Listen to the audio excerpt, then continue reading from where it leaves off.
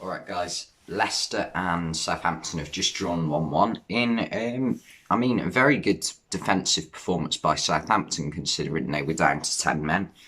I personally don't think it was a red card because I don't think it was a foul. Apparently the reason they gave the red card was because it was a foul, and obviously it was a clear goal scoring opportunity had Vardy have got the ball. But Vestergaard did take a portion of the ball. He did follow through a little bit, but when you're like desperately lunging in, you can't really stop yourself. And he got the ball, and his foot wasn't ridiculously high. Vardy's foot was planted, but there wasn't. His studs were up, but it went onto the top of Vardy's foot. And Vardy was absolutely fine. There was no injury caused, but it was on the top of the foot. So you're very unlikely to take any real damage from that. If it had been straight on the ankle, then fair enough. If it had been any higher than the ankle, obviously red card. But I personally thought there was nothing wrong with it, really. It's just follow through that you can't really help. Yeah.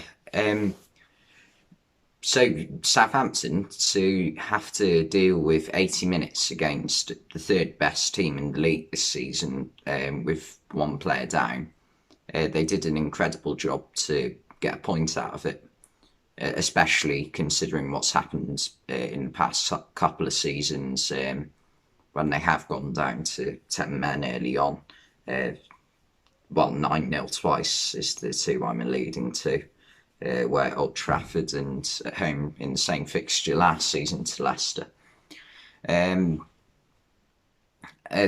goals coming from James Ward-Prowse, a penalty, and again this was a bit of a it was a bit of a tough one, really, because Iheanacho was about 2 yards away from Stuart Armstrong when he struck the ball.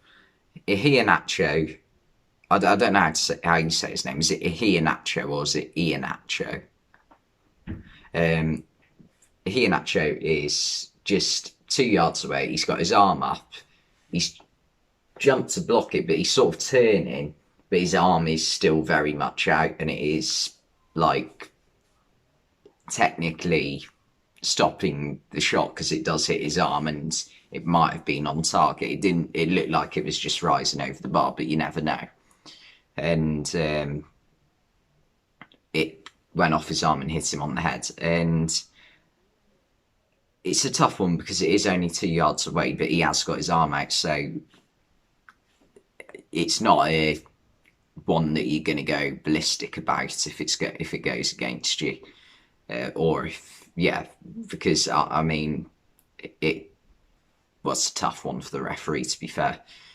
And the penalty was dispatched by James Ward-Prowse, who, surprisingly, it showed before he took his penalty, he had a poor penalty record. I reckon his free kick record is actually better for goals than his penalty record.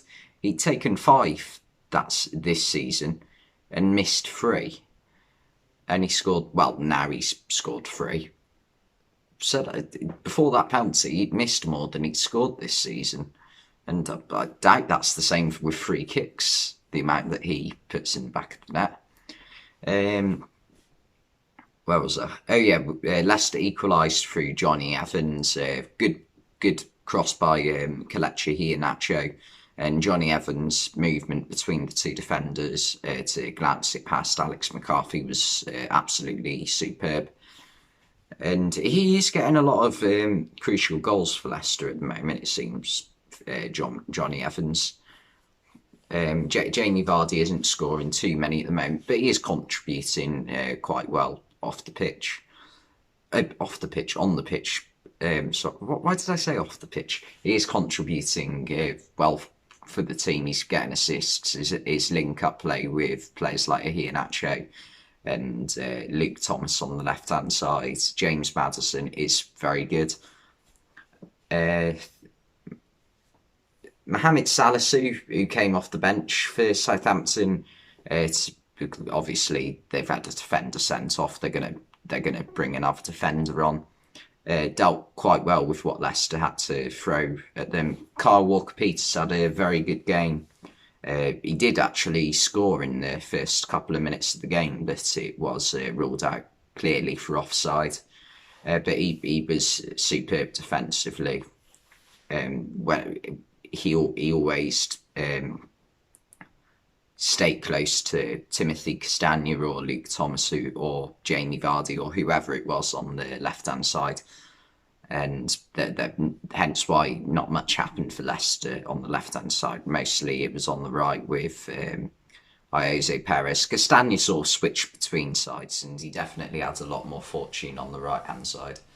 But that's probably because you've got Jack Stevens, who is, let's be fair to him, he's a centre-back, and he's not a pacey centre-back. He turns like the Titanic.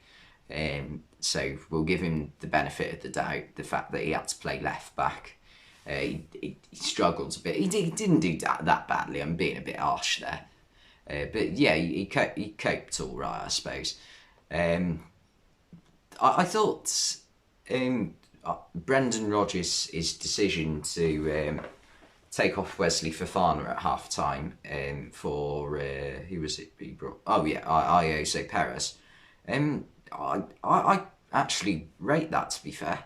Like a lot of managers just won't make substitutions until the 65th, 70th minute. Jurgen Klopp.